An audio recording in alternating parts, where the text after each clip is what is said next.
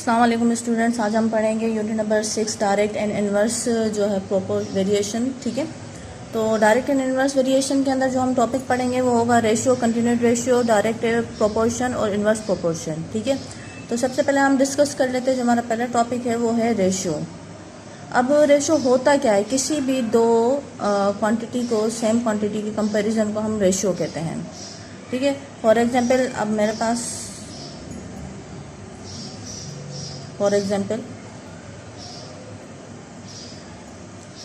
अब मेरे पास जो है वो दानिश की जो एज है वो है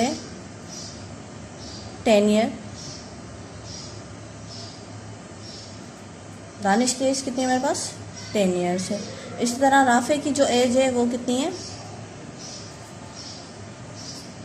राफे की जो एज है वो है 8 ईयर्स। ठीक है, अब आप देख सकते हैं कि ये जो दोनों हैं ये दोनों टेबल 2 पे कट हो रहे हैं, तो हम इनको कट कर लेंगे, यानी कि 2 5 10 एंड 2 4 8।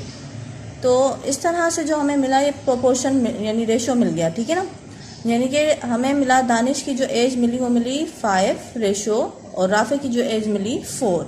तो हम रेशो को जो है इस तरह से निकाल लेते हैं, फाइंड करते हैं इस तरह से रेशो को। मेरे पास रेशो दानिश की 5 आई और राफे की जो है 4 आ गई, तो हम रेशो को इस तरह से फाइंड करते हैं। अब हम बात करते हैं कंटिन्यूड रेशो को। कंटिन्यूड रेशो क्या होता है? जब भी हमारे पास 3 या 3 से ज़्यादा क्वांटिटीज़ हों तो हम कंटिन्यूड रेशो से उस क्वेश्चन को सॉल्व करते हैं। यानी 3 से, यहाँ पर 2 थी तो हमने इसको रेशो बोला। अब कंटिन्यूड रेशो में क्या हमारे पास 3 वैल्यूज़ आ जाती हैं, तो उससे जब हम सॉल्व करते हैं तो उसको हम कंटिन्यूड रेशो से सॉल्व करते हैं। फॉर एग्जाम्पल हमारे पास जो है, अब मैं आप लिख देती हूँ कंटिन्यूड रेशो। ठीक है,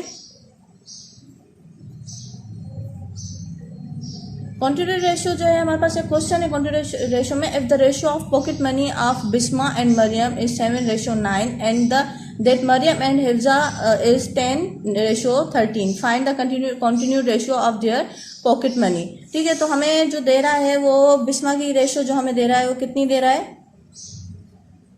बिस्मा की जो दे रहा है वो हमें दे रहा है 9, और इसी तरह जो हमें मरियम की दे रहा है, मरियम की वो हमें बता रहा है 7। फिर इसी तरह से वो बोल रहा है कि मरियम और हिफ्जा की जो है वो है 10:13, यानी हिफ्जा, थर्ड नेम क्या है? हिफ्जा। ठीक है, इसी तरह से जो हमारे पास जो रेशो बता रहा है, मरियम की बता रहा है वो अगेन 10 और हिफ्जा की बता रहा है 13। अब हम क्या करेंगे, इस रेशो को हम इससे मल्टीप्लाई करेंगे और इसको हम जो है आपस में ऊपर नीचे मल्टीप्लाई करेंगे और इसको जो है हम इससे मल्टीप्लाई करेंगे। तो फिर देखेंगे हमारा जवाब क्या है। तो हमारा रेशो जो है वो कंटिन्यूड रेशो हमारे पास आ जाएगा 9 × 10। ठीक है, इसी तरह से 7 × 10, इसी तरह से 7 × 13। ठीक है, जब हम 9 × 10 करेंगे तो हमारे पास जवाब आएगा 90। इसी तरह जब हम 7 × 10 करेंगे तो हमारे पास जवाब आएगा 70। इसी तरह से हम 7 × 13 करेंगे तो हमारे पास जवाब आएगा 91। ठीक है, यानी कि so the required continued ratio is 90, 70 and 91।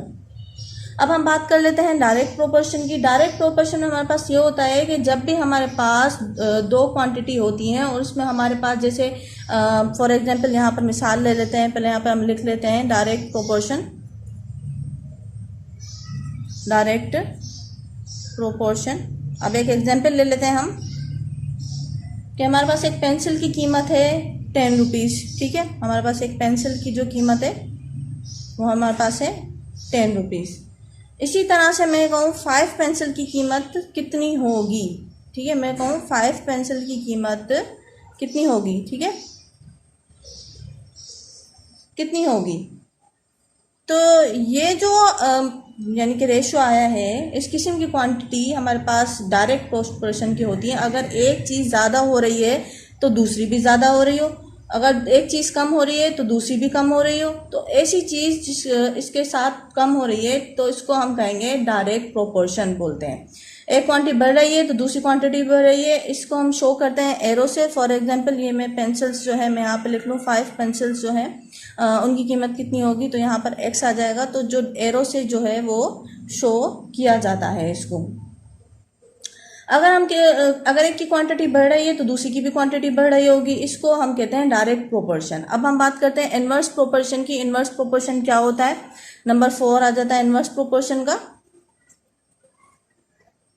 Inverse proportion,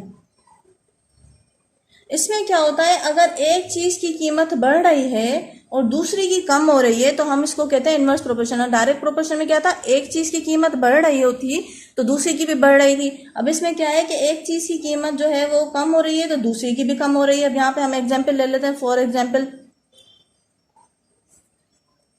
हमारे पास है लेबर्स, ठीक है। हमारे पास है 10 लेबर्स जो डेज कितने डेज में वर्क कर रहे हैं, वो 20 डेज में वर्क कर रहे हैं, ठीक है। यहाँ पर जो है लेबर्स की तादाद कम है तो डेज ज़्यादा है। अगर हम मैं ले लेती हूँ 20 लेबर्स, ठीक है ना, मैं ऐड कर देती हूँ 10 लेबर्स और ऐड कर देती हूँ 10 में, तो हमारे पास हो जाते हैं 20 लेबर्स।